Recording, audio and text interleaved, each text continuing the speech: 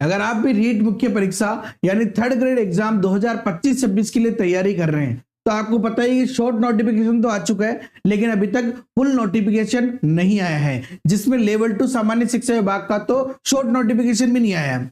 बहुत सारे बच्चों की उम्मीद है कि सर नियम आ चुका है कि एग्जाम के बाद में भी 100% सीटें बढ़ा सकते हैं, ठीक है ना। तो आपको एक सिंपल सी बात बता देता हूं मैं कि एक सरकारी झटका है कि पोस्टें नहीं बढ़ेगी। जी हाँ साथियों, बहुत कम उम्मीद है पोस्टें बढ़ने की, ठीक है ना।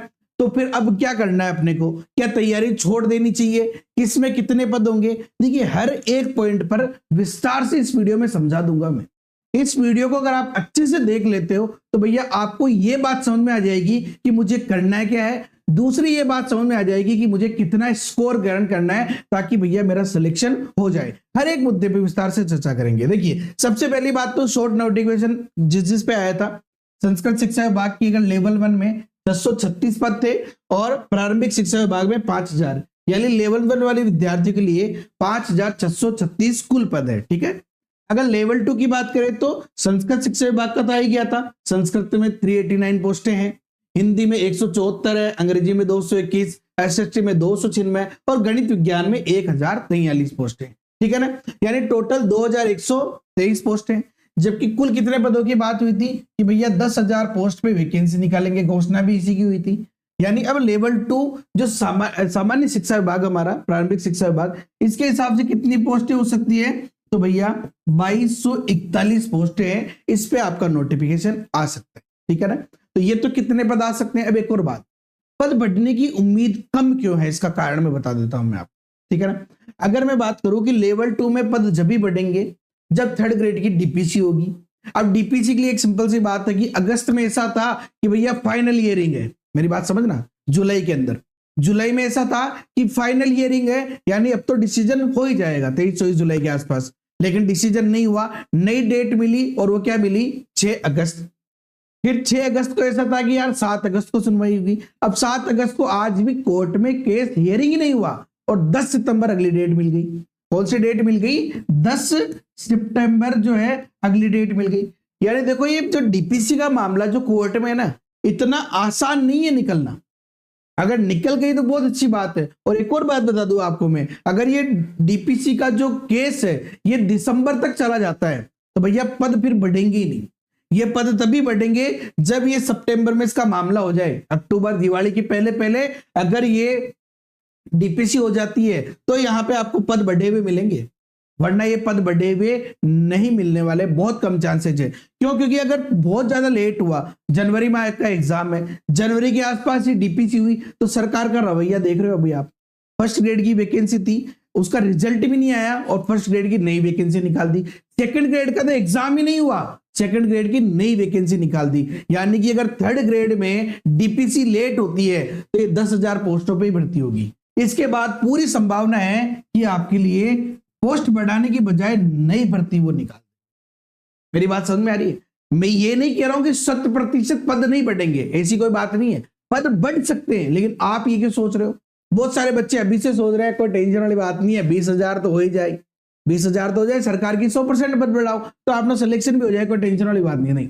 10,000 पद लेके ही सिलेक्शन लेना है, सिलेक्शन तो होगा, कोई टेंशन वाली बात नहीं है, लेकिन कैसे होगा, 10,000 पद लेके। 2016 के अंदर ना केवल साइंस मैथ्स में 900 पद थे, केवल 900 पद थे, और आपको पता है कितने जनों ने फॉर्म भरे थे, लेकिन फिर भी उसमें आपके भाई का सिलेक्शन हुआ था।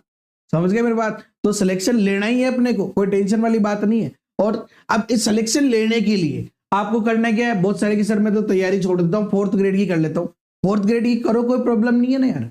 क्यों, क्योंकि 4th ग्रेड का एग्जाम पहले है, बहुत पहले है, सितंबर में ही है, कोई टेंशन वाली बात नहीं है। लेकिन इसकी तैयारी आपको छोड़नी नहीं है। आप अभी 4th ग्रेड की कर सकते हो, लेकिन आगे की तैयारी जो है ये 3rd ग्रेड की अगर कर रहे हो तो यही करते रहो, दूसरी तैयारी में मत पड़ो। अगर लंबे समय से तैयारी कर रहे हो तो पद कम है कोई बात नहीं, सिलेक्शन होगा, आराम से होगा। कितने नंबर चाहिए सिलेक्शन के लिए, तो मैंने ये बहुत से वीडियोस बनाए हैं यहाँ पे आपको लोगों के लिए, टारगेट स्कोर का।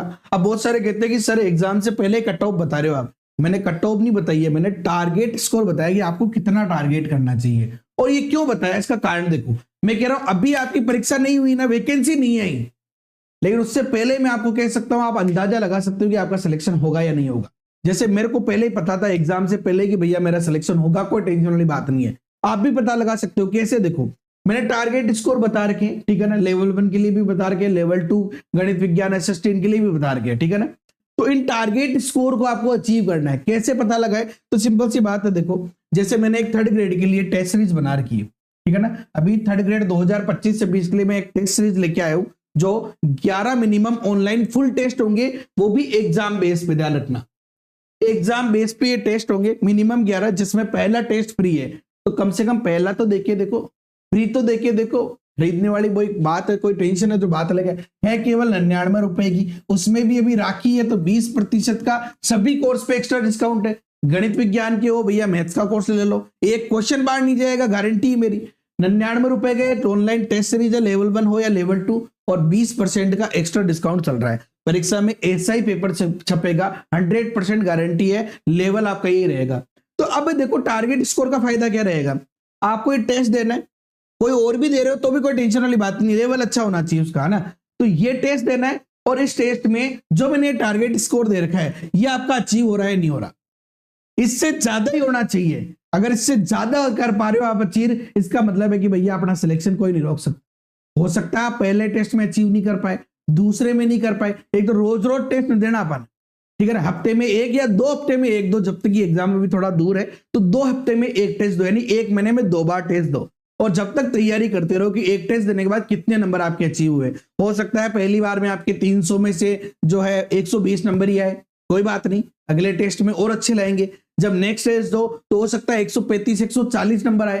तो इस प्रकार से आपको नंबर इंक्रीज करने हैं, और अगर आप नंबर इंक्रीज कर लेते हो, ये टारगेट स्कोर अचीव कर लेते हो टेस्ट सीरीज के बाद में, तो भैया कोई आपका सिलेक्शन रोक देना तो मुझे आके बोलना, गारंटी है मेरी, कोई टेंशन वाली बात नहीं है। मेरी बात समझ में आ गई, ठीक है ना। और भी कोई अगर आपका सवाल हो तो आप कमेंट में पूछ सकते हो।